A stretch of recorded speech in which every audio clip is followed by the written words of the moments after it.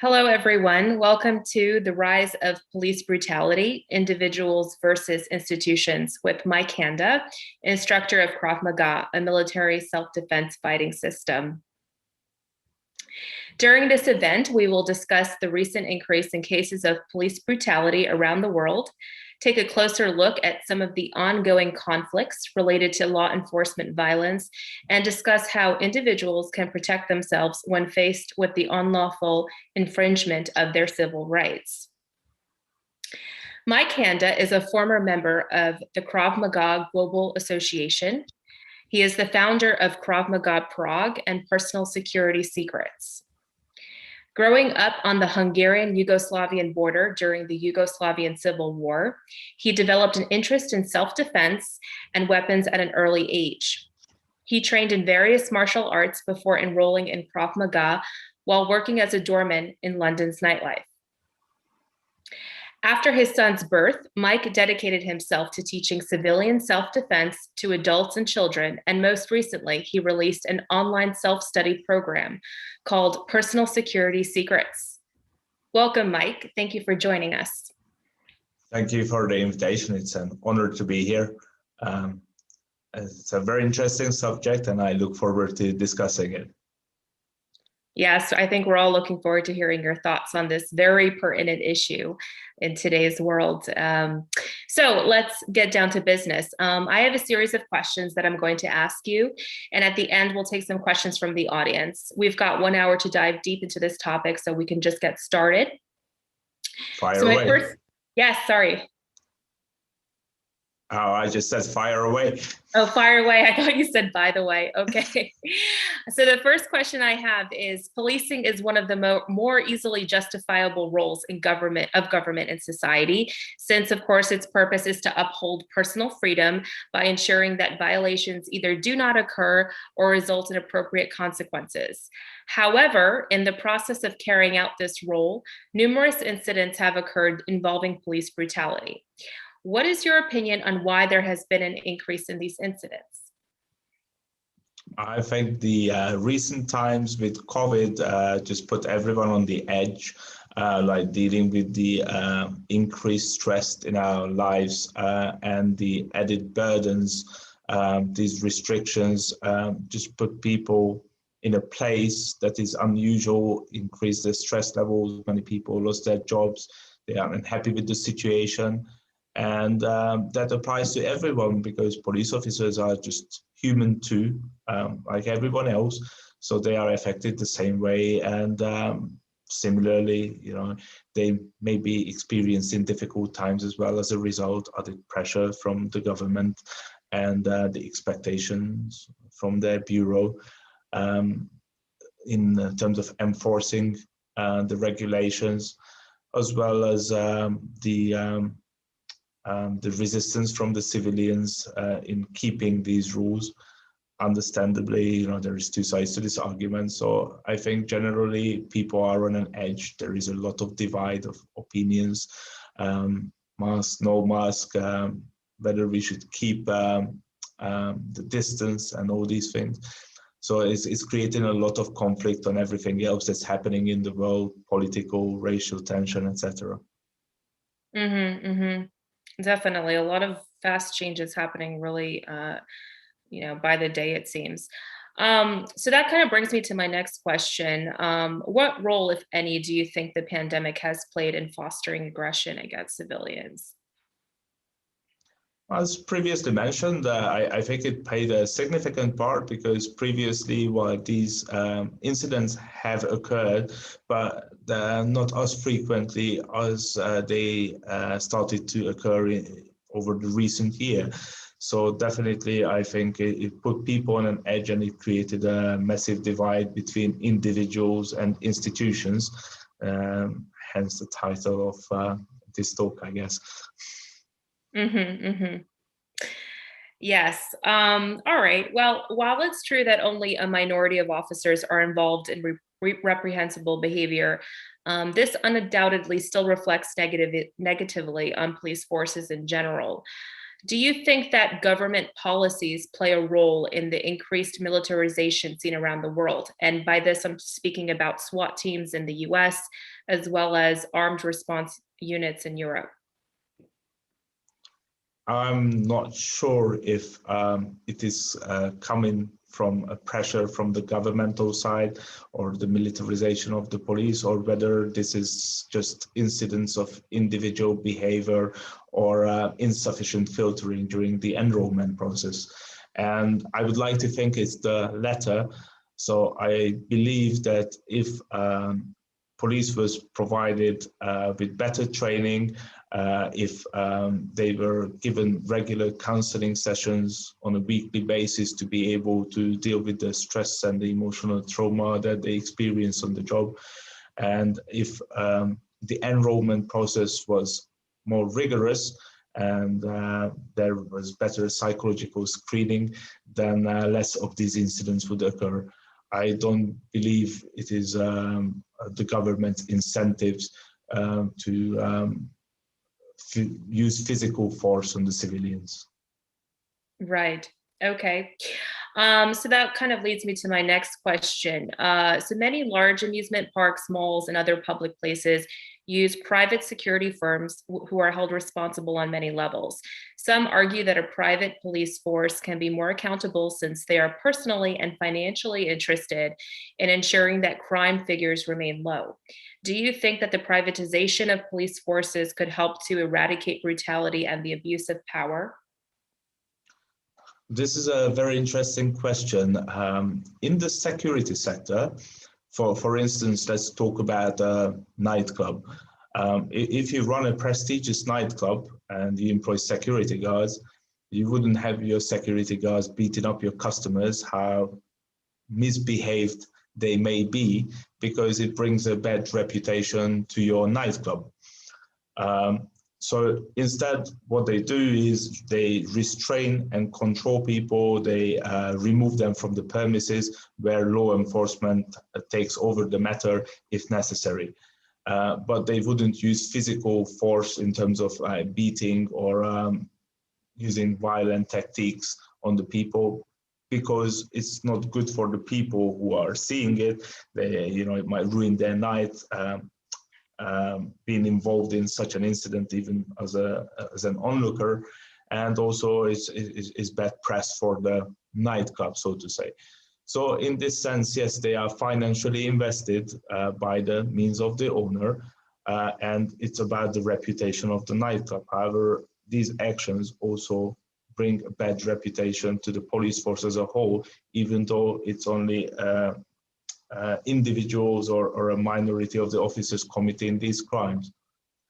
But this is the same with everything else. If you go to a restaurant, have a good your waiter or waitress maybe have a nice interior design. Maybe it only takes one chef to have a bad day, and you will judge that restaurant as a bad restaurant. Yes, so it's a fine line, but I like to think that this governmental control is better, because private services can always be exploited and abused. Mm-hmm. Okay. And what do you think that we as civilians can do to minimize police violence? I think definitely living in these tense times, it's important to acknowledge that they have a duty to carry out, and they play an important role in the society, and that they are humans just like us, and they're doing their job. So better not aggravate the situation if it's unnecessary, like in most cases. And if you feel like you're being treated in an unreasonable manner, there are obviously legal channels you can address these issues on. However, I think the communication between the institutions and the civilians definitely need to improve, and there needs to be more open channels of communications created where such issues can be openly discussed, reported, etc. So if there was a better reporting in place, maybe like reviewing the service just like you would review your Uber driver, then possibly these things would improve. Mhm. Do you think that there's been a change in civilian behavior that has led to increased incidents of police aggression, or do you think that simply it's just being documented more frequently because, we all have smartphones, we all have social media, et cetera? Well, I certainly think that it's under the magnifying glass right now with everything that has happened. And of course, with the COVID restrictions are causing such a huge divide and people are protesting against it, that brought about many of these heavy-handed incidents, which are very unfortunate and they shouldn't have happened. So Mhm. that made the media highlight this phenomenon, which is clearly occurring. It's clearly there. Um, Yeah. I feel like now there's also uh there's this like increased police presence in many places, and sometimes I wonder because there's not enough obviously people that perhaps they're trying to make an example to mitigate, almost, I don't know if the purpose is to instill fear or what is the case, but I sometimes wonder with what's going on in Europe that maybe there's just not enough police to establish a presence. So maybe they know they're being documented, and maybe that's the point. I'm not really sure, but it is surprising, especially in Europe. There's been during this pandemic, there's just been numerous incidents that are almost hard to believe that they're occurring. All right, but let's get more into the your expertise on this, which is as a Krav Maga instructor. Now, there's definitely concepts from Krav Maga that I feel that are very valuable for not just deferring aggression from others, but actually in everyday self-defense, everyday alertness, and so on and so forth. So that brings me to my question here: that as a Krav Maga instructor, could you talk a little bit about its purpose? How could lessons from this self-defense art be applied to the real world? So this relating from the police violence momentarily, self-defense is very different from sports in a sense that it is using the most brutal techniques, many of which are not allowed in sports, as a lone civilian may be dealing with multiple attackers, some which may be armed, etc. So you're up against unfair odds, and that's how it was designed. It comes from the late 1930s, from the Nazi times when the Jews were defending their quarters and their community against the Nazis. So obviously, coming from that environment, it uses the most brutal techniques. But the intention of Krav Maga is not to harm other people. In fact, it is quite the opposite, to avoid physical harm at all costs. So if it can be prevented, it is always better than going down that route. And practically speaking, there are only a handful of incidents where the goal of the attacker is to harm you. So, for instance, when we talk about terror attacks, the ultimate goal of the attacker is to cause as much harm as possible. Yes, but there are very few situations where the goal of the attacker is actually to commit physical harm. Usually, there are more egoistic reasons or financial reasons or other that can be avoided by using certain techniques, psychology, and distraction, and basically deterring the attacker from continuing with his intention. There are several of these techniques. I can't describe it all. We don't have enough time for that, but it certainly works better and it avoids engaging in physical conflicts where somebody may get harmed. So, for example, if you would have a loaded gun on you all the time, you wouldn't just pull that gun on anybody that may offend you or that may be untoward or aggressive, or let's say even put you in an intimidating situation, you wouldn't necessarily point that loaded weapon at somebody. It's a little bit the same with self-defense, that you don't want to use it unless you absolutely must, because somebody will get harmed. And if you engage in physical conflict, you can also get harmed. So it's a little bit about self-preservation, and also about giving that the attackers a chance to get out of the situation without too much physical harm. It sounds to me like there's a large degree of emotional intelligence needed in order to really kind of be fully aware of your surroundings as well as any incoming danger. Is that correct? Yes, absolutely. I mean, you need to be aware of yourself. You need to have some emotional intelligence to understand what is happening around you, and what those people who may want to aggravate some conflict really want to achieve. So for instance, if somebody starts pushing you around in a bar, he would probably just want to prove himself to his friends that, or that he's the dominant person in his territory, and that you are not.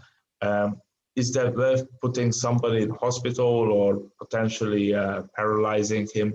I don't think so.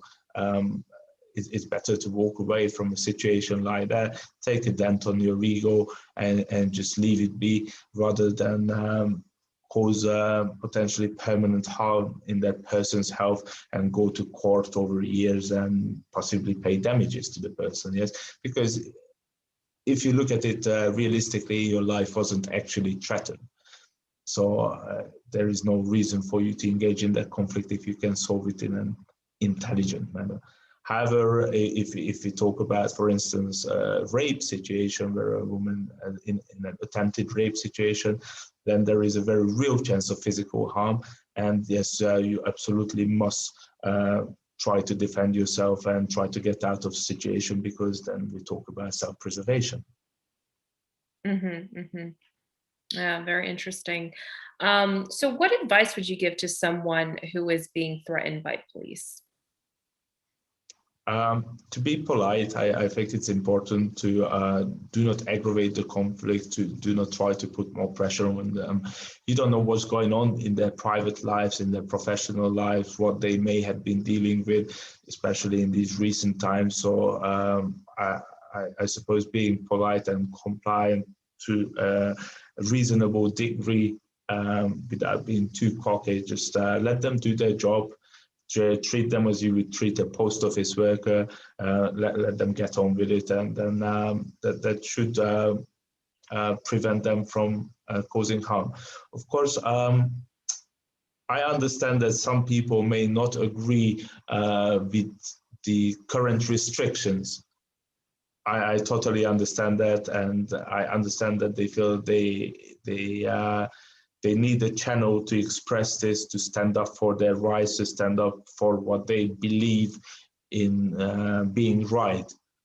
But when you're dealing with law enforcement who are wearing protective gear and they are weaponized, etc., maybe it's not the right time, and they won't be able to change what those people want to have changed. Yes, so they are just there to enforce the rules, but they don't make those rules. So that's why I said earlier it's important to have better communication channels between institutions, governmental institutions, lawmakers, etc., with the civilians, so actual civilians are being heard and their interests are maintained when these policies are being brought to place and later enforced. Yeah, let's talk a little bit about the COVID restrictions, particularly in Europe, because I know you and I are both based in Europe, so we're see more of that than in other places. Um, I sometimes, yeah, I find that sometimes it seems that the police, in a way, they're obviously messengers of this and trying to enforce those regulations. But for example, in Prague, I've seen a couple. I saw at least one case online I was reading about how um, police have said that they're not going to be enforcing um, certain restrictions that were introduced. and I could be wrong about this, but it might have been about the restriction of only allowing two people to be out at a time versus a group of people, regardless if they were part of a family unit or not. Um, so a question I have for you with this is that it almost seems that perhaps, you know, this is a big perhaps, but perhaps there are ways in which police and civilians can actually work together if, for example, they don't agree with certain government policies, rather than seeing them as the enemy or the vehicle for making sure those policies are, I'm sorry, those regulations are followed. Do you think that perhaps do you believe that's possible, or is that too optimistic of a dream? No, absolutely, and they should as well. In fact, after the Second World War, this was brought into place where if you disagree with an order, you can deny fulfilling the order if you feel it's in the interest of the general public. So I think this should absolutely play a vital role, because, like we said, they are only human themselves. Their families are suffering. Their very close friends and relations are also suffering from this pandemic restrictions, etc. So some of them may well stand up in favor of your opinion. That is very likely. And of course, there are those who are hard pressed financially and who can't afford to lose their job, or not willing to lose their jobs, because maybe their family's livelihood completely dependent on their earnings, etc. And they're just afraid to make that step. But that doesn't mean they disagree with you. Right. Yeah. I mean, at the end of the day, we're all humans, right? So we all have the same needs. And I think that's great advice, especially when it's understandable that we're all very frustrated and spent from many things. And I think it's important to recognize that yes, it's humans interacting with humans at the end of the day, even if they have a title. At the end of the day, they still go home to a family just like the rest of us do. So I want to talk a little bit more about some other similar to what you just mentioned before, but also expanding on Krav Maga concepts.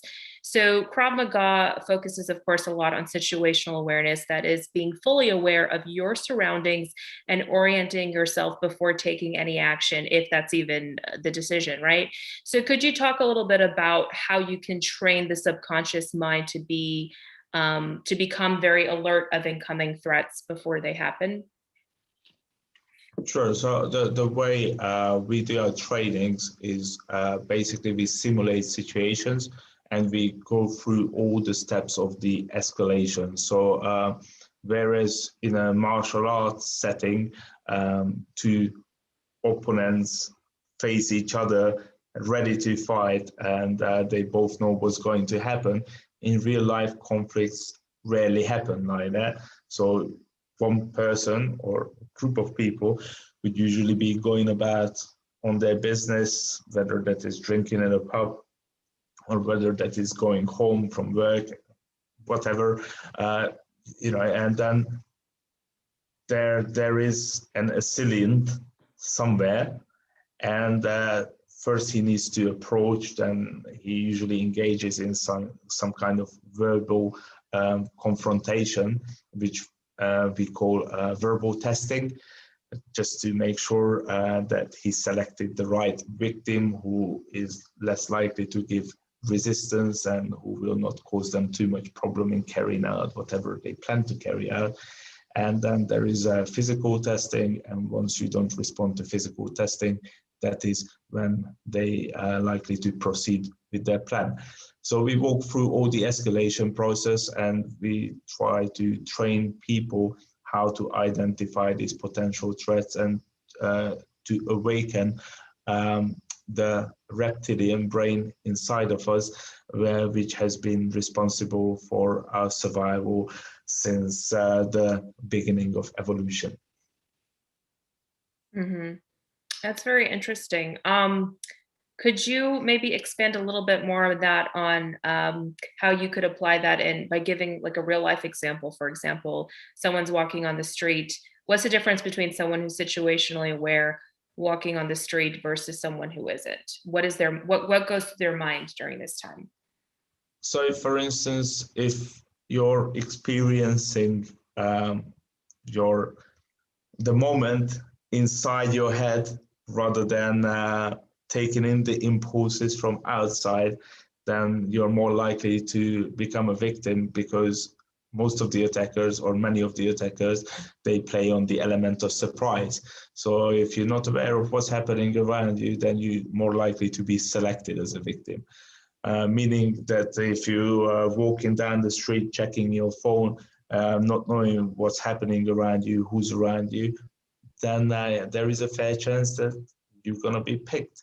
Or if you got your headphones on and your hoodie on, and you're a million miles away from what's actually around you, again, people will likely pick on you because you're just not present. So it's about being present in the moment, about absorbing all the information through your senses. It's a gift of nature that we were given, and they are there to help us deal with the threats that we historically been experiencing, and even the modern day threats. Exactly. Yes, I know that. Yeah, that's why distraction is such an effective tactic for pickpocketing, as you mentioned earlier. I hear a lot of stories about people who get pickpocketed, and you ask them what happened. It's usually that, well, someone tapped them on the shoulder, asked them for help on something, and then another guy, took that as an opening to take something out of their back pocket. So clearly, they're working in cahoots to operate on that. So yeah, I think that it's very clear to me that not being distracted, not staring into your phone when you're walking, being alert of your surroundings, maybe avoiding areas that look unsafe. Obviously, there's certain things that can be done, but we're so busy in our heads that we forget to take notice. Um, and I think that maybe nowadays with this pandemic going on, it's we're so distracted even more that who knows, there could be more opportunities to be threatened by anyone, knowing that they're taking advantage there. So basically, we talked a little bit about emotional intelligence. So I want to kind of expand on that. So how does emotional intelligence and the power of negotiation play into Krav Maga? So, how could someone use this intelligence to mitigate risk and get out of a potentially dangerous situations altogether? Right. Emotional intelligence plays a huge part in dealing with the risk, because if you understand the motivation of the attacker, then you understand the appropriate response. And in 95% of the cases, you can actually talk your way out of the situation rather than engaging in physical conflict. As I previously mentioned, there are only a handful of cases where the ultimate goal of the attacker is to cause physical harm. Such would be gang violence or gang-related attacks. Sometimes if a gang member approaches an ordinary civilian, then he needs to prove himself to the other gang members that he's not afraid to commit a violent act. So in those cases, there is no way out of the situation, because his goal is to harm you, to prove himself to his peers. So, for instance, that's one example where the ultimate goal is harming someone. However, if you cut somebody off in traffic and the person jumps out of the car and starts shouting at you, maybe even banging on your car, he doesn't necessarily want to fight. His goal is not to hurt you, even though he's acting aggressive, he's angry, but his goal is enforcing his standards on you. And if you just admit that he's right and you're wrong, you can avoid violence, because he feels like his values are higher than yours, and you violated his standards by driving bad or however you drove. And he just wants you to admit that you were wrong.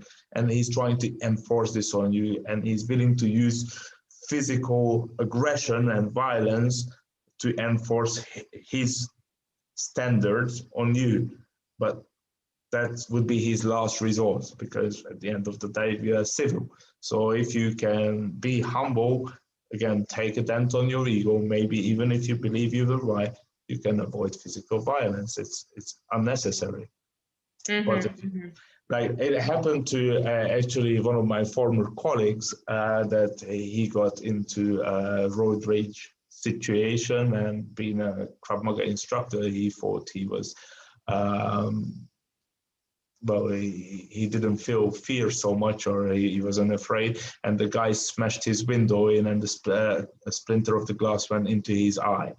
So was it worth aggravating the situation or talking back? I don't think so. At the end of the day, you know, it's just sometimes not worth going down that path. What can you win? What you gonna win? Okay, you were right. Right? Okay, there are some things it's worth standing up for. When you're right, yes, sometimes it's worth standing up for what you strongly believe in, but at what cost?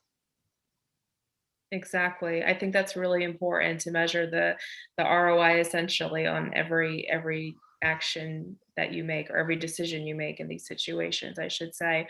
So essentially, Krav Maga or self-defense, any kind of self-defense, it's not so much about physical action, but it's a way of thinking, correct? Because the goal is, of course, to avoid action at all costs. I just want to clarify for anyone who might be wondering how, mitigating police brutality and Krav Maga techniques are related. Um, yeah, I mean, Krav Maga evolved again in the Nazi times, where civilians were defending themselves against law enforcement. So this, you must understand, this was a very real situation less than a century ago. So it has happened, and that is the birth of Krav Maga, and that's why this interview was so interesting for me. And I would really not like civilization to go back to that point where this was necessary.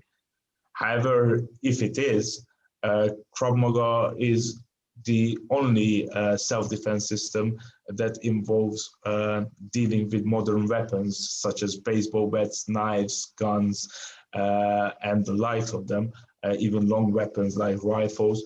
That there are basically traditional martial arts. They were doing samurai swords and the sticks. I don't even know what they call them. Sorry, I wasn't into the Oriental martial arts so much. But yeah, Krav Maga is the one that is the modern day martial art, and that's why they teach it at the military. That's why they teach it to law enforcement also, so because it is so effective. If it's good enough for the Israeli army, I'm sure it's good enough for you as well. And this would work against police as well, should it ever be necessary, and God forbid that will ever come to be.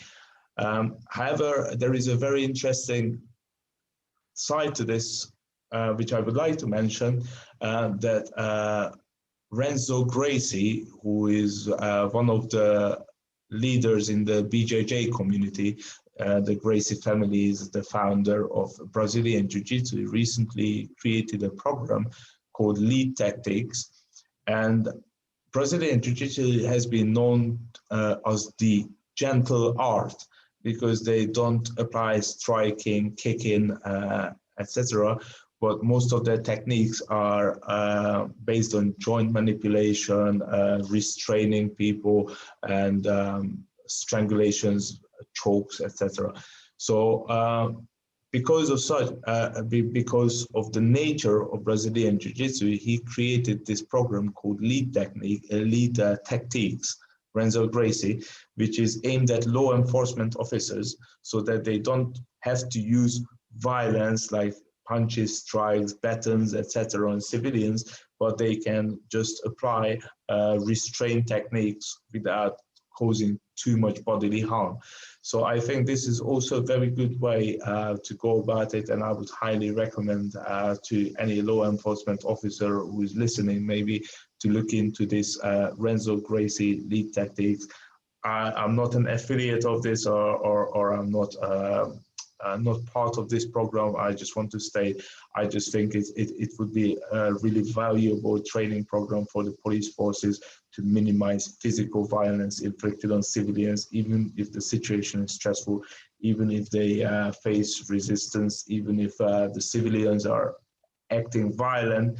it is still better to use these restraining techniques rather than beating civilians up, because like we said before, it reflects badly on the forces, and it's going to create animosity with the public Right, if they use force. exactly. And not to trivialize this in any way, but it's the same effect like there's an amazing restaurant, has 5-star reviews, and then one person has one bad experience and launches a smear campaign, and all people remember is that one customer's experience, when, as you said earlier, it could just be someone having a bad day. So not of course to equate this to police violence, because there's no equation there, but just to kind of in the interest of civilians as well as the police, and maintaining their reputation. Yes, I think that unfortunately the actions of one or a few reflect badly on everybody, and that's why I think it's great we're having this discussion, because we of course are trying to underline here that we of course we recognize that most police forces are doing just what their job is, and we're thankful for that. We're here to talk about Absolutely. exactly just those small incidents or increases in incidents that we've seen recently, particularly in relation to the pandemic, as well as, of course, other external factors and cultural issues and racial issues we've seen around the world. Great. So, in the interest of time, let's get to a couple of questions here coming from the audience. So, I have one question here that says, what about situational awareness in dangerous environments? I know you spoke about this at length, but is there anything that you want to add to this at all? So yeah, if you are participating in a protest, for instance, and you see the situation kicking off, then what's important is to utilize your environment. So maybe find something that you can use as a shield, find something that you can weaponize, identify your nearest escape route, and start making your way out of the conflict rather than going with the herd into the core of the conflict. So that would be a good tactic that I would recommend to move away from the conflict area rather than engage with it, and to try to utilize your environment. That's interesting. So you wouldn't suggest defending somebody in that position. If you see someone's getting hurt, you wouldn't suggest getting involved. You would suggest trying to get out of the situation. This is a very interesting question, and it is more of a philosophical question than a self-defense question, in all honesty. There has been an incident that we were reviewing at the training center where a couple of teenagers were sitting at a shopping mall, and a larger group of much older teenagers came in and started brutally beating these two kids that were just sitting at the mall. But really, it was extreme, and nobody from the passerbys got involved. And looking at this, I felt really upset that people were just walking by, and nobody tried to defend those two guys, and I felt very strongly about the situation. But if you think about it, nobody has the right to tell the other person that you should or should not get involved. It's an individual decision, right? So maybe you have two children at home and you're a single mother, and if something happens to you, then your children will be put in like care, Right. then that's an extreme situation. But do I have a right to then tell that single mother that you should have got involved and defended those people? Like, you don't know what's going on in people's life, and if you don't feel adequately trained or qualified, or if it's too much to risk for you, then don't get involved. Yes, but if you feel like you're willing to stand up for a cause, and you're willing to sustain some injuries in the interest of the greater good, and you feel adequately qualified to do so, then by all means defend the weak at all times. Definitely. I mean, it's a very noble thing to do, but nobody can say that you are right to do it or you are wrong not to do it. That's a decision for everyone to make. Right. I think that's very well said. Okay. Another question we have here, excuse me, what do you think about measures such as body cams and other similar ways of making police work more transparently? Could this help increase police accountability? And is there more that can be done? I think body cameras is great, especially when these issues go to court and there is a definite evidence of what went down. So I would support that by all means. I think a lot of police officers, so I spent most of my adult life in the UK, and I know that the police officers are extremely overwhelmed with paperwork that they need to fill in for each incident. It's just crazy. And I think it would help to eliminate the bureaucratic burden on the police as well, if they didn't have to document everything that they did in writing, but there was just a video footage uploaded in the cloud, and anyone could review it who needs to investigate the incident further. So I think that would be a benefit for both the civilians and the police as well. And like I previously mentioned, it would be interesting to explore an idea of kind of rating the service, if there is such thing to say, although I'm sure if you get a ticket for speeding, you're not going to rate that service very highly, but some IT people could maybe think of a way where there could be a fair feedback provided for the situation. Yeah, I like that idea a lot. All right, so we have another question here. Question about American police. So feel free to answer how you see fit. How do you envision American police enforcing the law when there is a significant risk all interactions have an armed civilian? Okay, I guess what they're trying to ask is how American police can deal with armed civilians, civilians with guns or any other kind of weapon for that matter. Oh, it's not only an American phenomenon, to be honest with Right. you, and of course the police are at a great risk, and that's why they are provided with the protective equipment, and that's why the first thing you hear during the police interaction is "put your hands where I can see them." Yes, so and this is where compliance and being polite and acting normal comes in, that we previously discussed, because if you threaten a police officer by moving your hand out of sight where they don't know what's coming, because they don't, how would they know? Like they don't have a crystal ball. You can be pulling a weapon out, maybe you're reaching for your driving license, but they don't know that, of course. So you have to look at it from their perspective as well. And this is again going back to emotional intelligence and situational awareness, understanding what's happening, maybe even from the other person's perspective as well. So if people can be also educated better about what's it like on the other side, being a police officer, and demonstrate it, then perhaps they would be more compliant in this sense, and they wouldn't aggravate the situation where police officers may feel threatened and may use lethal force in some cases, unfortunately, mistakenly.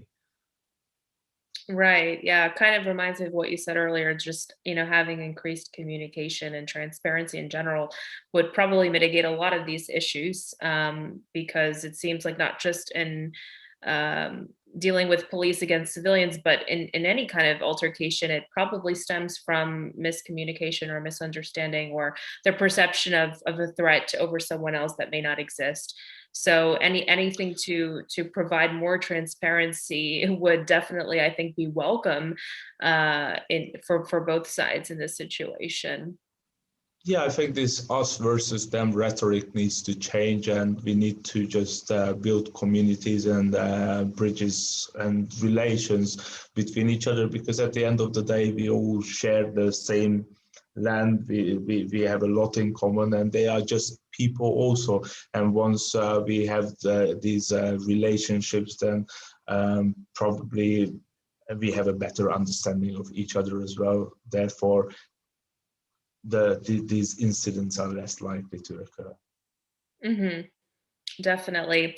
Okay, so we have a question here.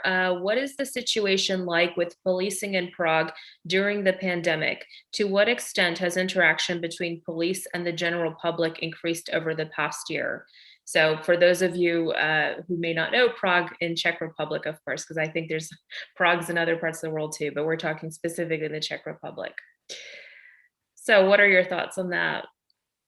Well, definitely, in the beginning, the police were quite strict, and there was a lot of pressure from the government because at one point, the Czech Republic was the third most affected country in the world in terms of COVID.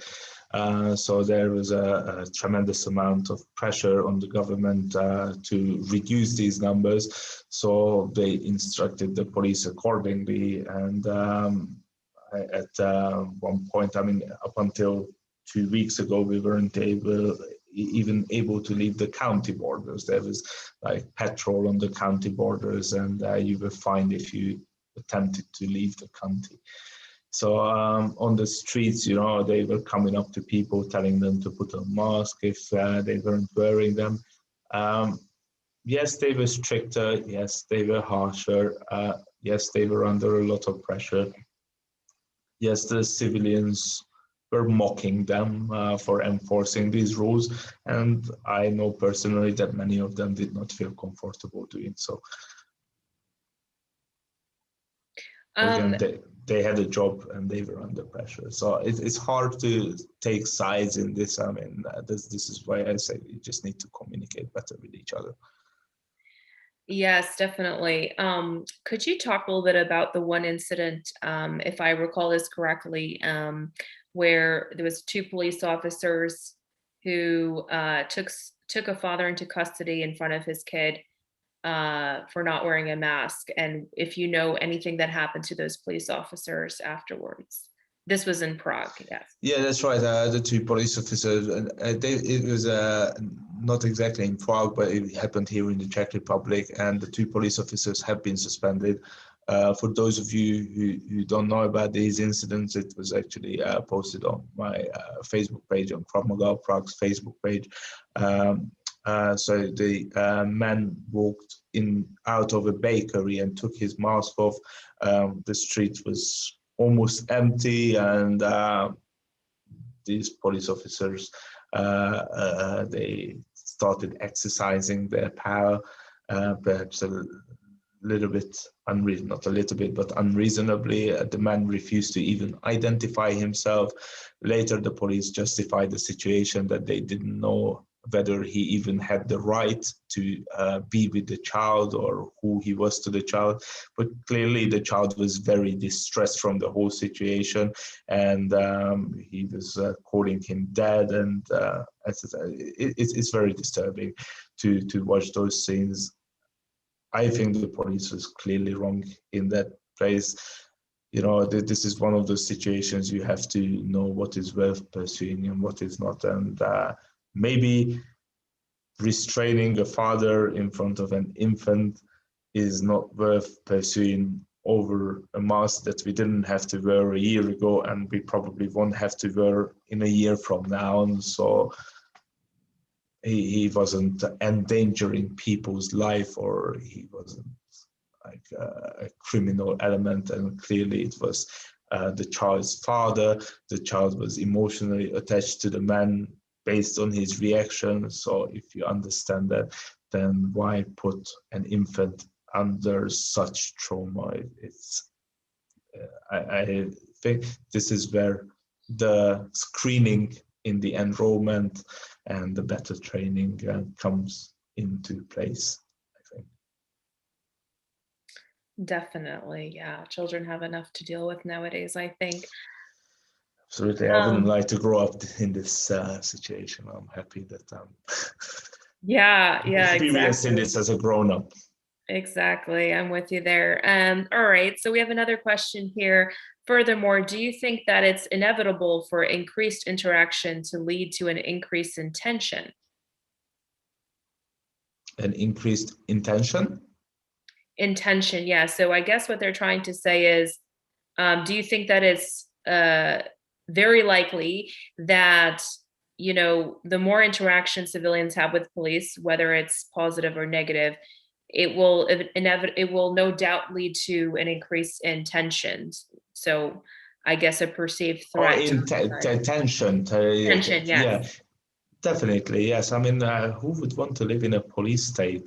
I think none of us in our right mind would want to be living in a police state where there are regular checks and controls.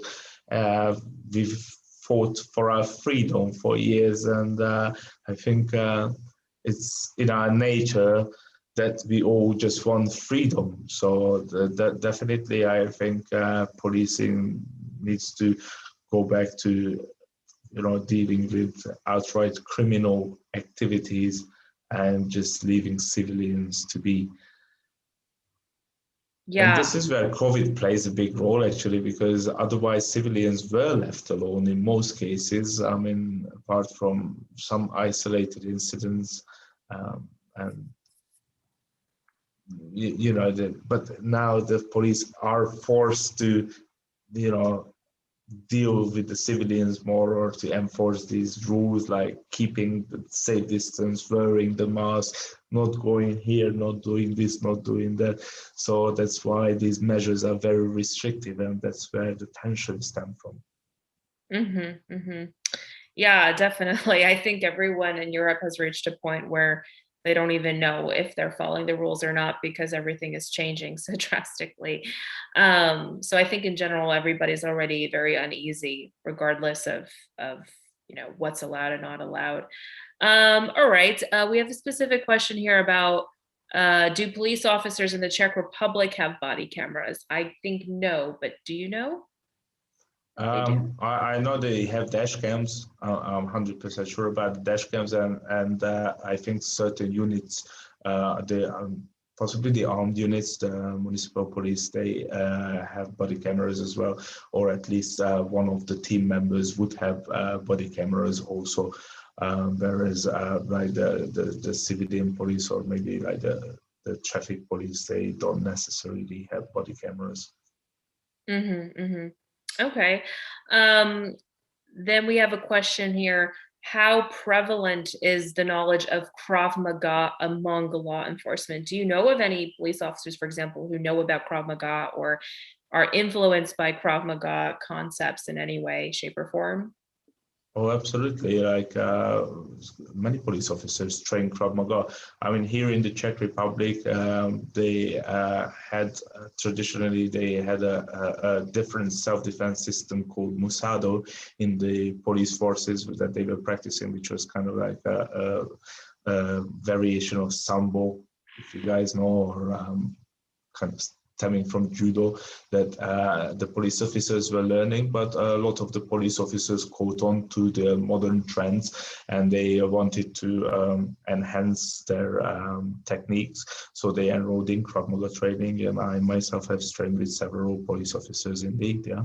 So yeah, police do know if they take the trouble.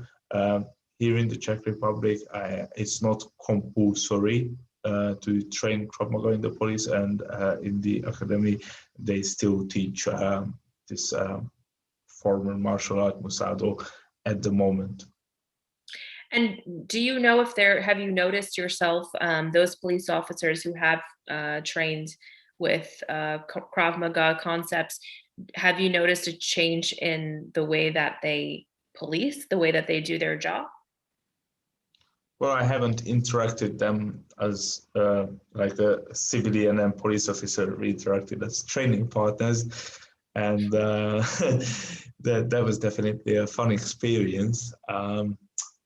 However, I believe that the whole Krav Maga community is more or less on the same page in reducing violence to the bit, like having the ultimate goal is reducing the violence to the minimum, or not instigating violence rather than trying to avoid it, and using these extreme techniques only in extreme situations. Right. Okay. Very interesting. All right. I think we have time for one more question before we have our closing. So we have here, if someone is concerned for their safety, Why should they learn Krav Maga as opposed to other forms of martial arts? That's a really good question. I'd like to know the answer to that. Right. So as previously mentioned, most martial arts deal with one-on-one attackers, or like there are two opponents. There are a set of fixed rules, whereas Krav Maga is a completely out of the box solution, where you can utilize your environment. Anything goes. Obviously, there are some guidelines, there are some principles that will give you an edge. So we teach you these guidelines, we teach you these principles, and we teach you how to de-escalate the problem rather than engaging in it. And I think that's a massive benefit, because there in the street there is no referee to stop the fight, and there is no guarantee that you're going to be on in a one-on-one situation.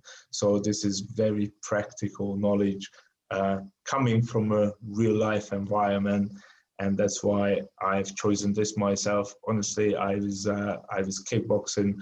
That's my background. I competed. I loved it. It's still one of my favorite sports. But in 2011, when there was the riots in London, I saw these groups rioting, looting, setting fire to businesses, etc.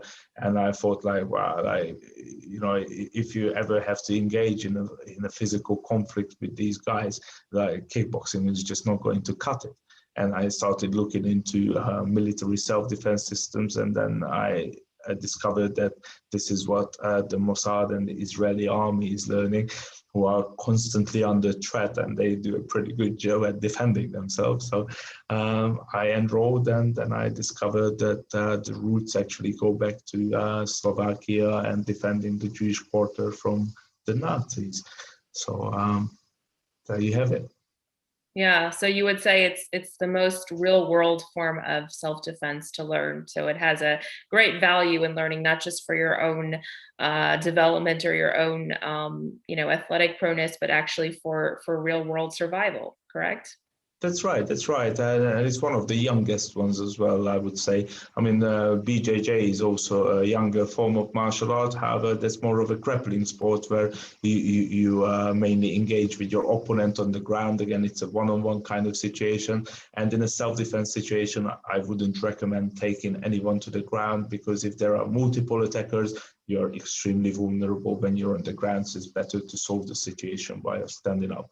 However, for the police forces, I would highly recommend looking into Renzo Grace's Lead Tactics training program. Awesome. That's a great resource to look into. All right. So we're actually at the closing of this event, the rise of police brutality, individuals versus institutions. So Mike, do you have any closing statement? Do you have anything to share for where people can learn more about Krav Maga, learn more about you? Anything you'd like to share with the audience? Absolutely. I have recently launched an online program. So the COVID lockdowns and the closure of the gym have gave me the opportunity to record the best techniques for people from all walks of life. And I have created a compilation of the very best techniques, and you can find this under personalsecuritysecrets.com. So if you would like to learn Krav Maga and you would like to learn how to defend yourself, it's a good starting point. Personalsecuritysecrets.com. Okay, awesome. Check it out. Thank you. Yes, visit personalsecuritysecrets.com for more information. And for those of you who are watching who would like to learn more about police brutality, you can also visit our website, studentsforliberty.org. We've got a lot of blog pieces covering the concept of police brutality over the past month, as well as ending the drug war, given the recent holiday on 420. So be sure to check that out for more information, and be sure to stay tuned for more live events, our Instagram live channel. You can follow us at SF Liberty to get more information on that. All right. Well, thank you again, Mike. It was a pleasure speaking with you. To everyone watching, thank you for participating. And I look forward to talking to you all soon again.